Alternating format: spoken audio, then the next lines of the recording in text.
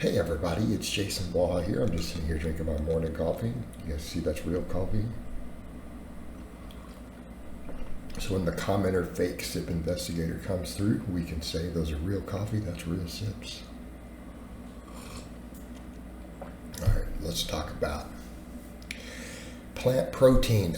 Here's the thing that I'm going to say with this. I've had a number of people try to come through comments and tell me plant proteins are incomplete, they're incapable of building muscle, and here's what I'm going to say. People are not keeping up with the current research. And I want to be clear here, when I say that I'm going plant-based for health purposes, I do not adhere to ethical veganism. I have no moral or ethical bias in this direction. And if anything, historically, I've held oftentimes a very anti-vegan view. I've even had a very harsh view of plant proteins, because I used to look at some old data and say, well, if it's 10 or 20% less effective, then it's useless. We don't need it. Everything should be optimal, right? It's my previous position many years ago. So again, people can't come and say, oh, you're being biased in the data because of your ethical stance, because I don't have an ethical vegan stance. I have no problem at all eating a cow, like zero. So let's make that perfectly clear. I don't morally judge any of you for eating a cow either. For me, this is purely a health-based thing, which also includes my lifting career. My lifting is a big part of my life. Okay, it's an enormous part of my life. It's part of my lifestyle. My income is built all around coaching, social media outreach, all those things. This is how I make my living. So I have a vested interest in getting this correct. So when I have looked through the research, I have concluded a whole foods plant-based diet, and it doesn't even always mean it has to be 100%. I think for most people, most of the health benefits can be obtained at around that 90% mark. Okay, I am going a little further purely because I want to see how it affects my psoriasis and my Meniere's disease. That's it. And I'm going to run that experiment for a while and assess it. But when it comes to the data, the data is very, very clear.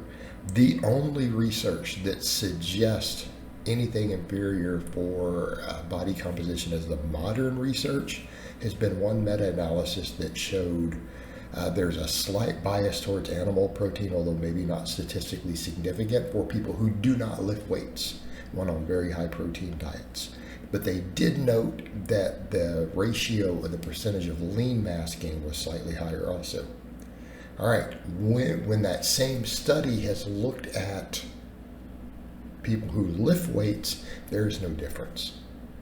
When you go look at all the meta-analysis that look at the muscle growth based upon protein intakes, and they have concluded consistently that muscle growth caps out for everybody, including bodybuilders, strength athletes, everyone else. We're talking very serious lifters.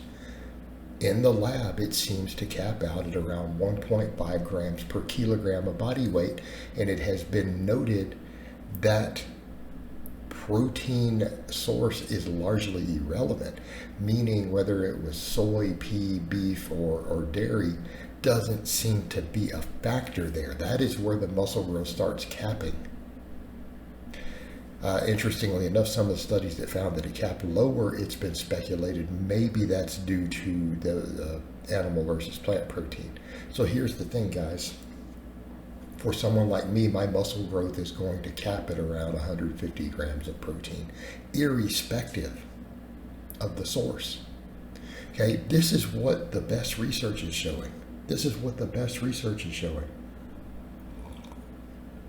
And again, we come over to that any of the studies that have found a difference, it has only been in non-lifters. In other words, people who do not work out. But there's a point where you go, if you're not lifting weights, you don't care about muscle that much anyways, obviously. So it seems almost a moot point, although they're looking at, hey, sarcopenia and stuff in aging populations who don't work out, because that's a concern. The same thing, people will come in and they'll say, oh, they're incomplete proteins, but that's not true. Again, what I've noticed when people come and link data on this stuff, all these different things, they're stuck in the 1970s. maybe the 80s. I feel like whenever people want to link data or discuss anything and they start listing studies, listing books, everything is from the 70s and 80s. I mean, these same people want to discuss Ansel Keys still. Is the 7 Nation Studies by Ansel Keys even a relevant topic in the 90s? Oh, wait, it's not even the 90s. We're in 2024. Okay.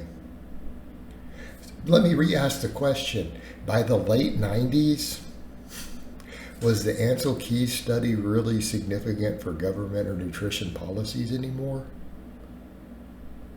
I mean, we're in the late 90s already, guys. Why are we still talking about the Ansel Keys study? This is what people were saying in 98. Jump forward another 26, 27 years. Are we still talking about this? Why are people stuck in 1972? I'm 47. That was before I was born, guys. Nutritional science didn't end in the 70s. They've continued to study it all the way to, you know what, there's nutrition science studies being done right now, 2024. I know, it's hard to believe.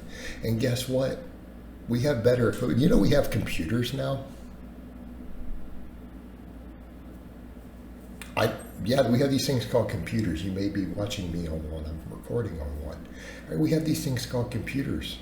We can actually do better computations and take better measurements than we could in 1972 regarding amino acid profiles and muscle growth and stuff happening in the liver, right? And the computers can actually process. They do this magical thing called math, right? They do it really, really well. They can calculate stuff. It's like witchcraft. It's magic. So, you know, due to the modern age, we've learned a few things. Part of which is plant proteins are actually complete. They may not always have the best ratios of EFAs, but they're still present in significant amounts. And the thing that we come over to, if you eat enough protein, this is not my opinion, this is what the studies are showing. For people who lift weights, once you reach a certain protein threshold, it doesn't matter whether you're getting it from whey or soy at this point. It's irrelevant. Muscle growth caps. That's it. It stops adding any additional anabolic effect in humans. Okay? Because at the end of the day, no matter what ratios you're talking about, if you say this, well, this one protein might be slightly low in valine or leucine compared to most other proteins. At the end of the day, once a number is reached, it doesn't matter. So the point being, people who are going to do plant-based diets, yes, you have to focus on protein, right? You will have to focus very much on protein, so that makes it more difficult. You really got to count it. Unlike an animal-based diet, I mean, anyone who's throwing in a pound of meat every day can just ignore their protein intake and just track calories at that point, right? Yeah, facts. If you're getting, you know, your protein from plants, you're going to actually have to track your protein if you want to maximize muscle growth. That's the big difference. So it's harder because you have to count. So that does make it more difficult. That's why I say it is harder. You have to actually do some addition. Fortunately, we have all these little computers in our pockets that let us do this. Amazing. All right, guys, but that's really all I have to say on that today. I hope it's been informative, and I'll talk to you guys next time.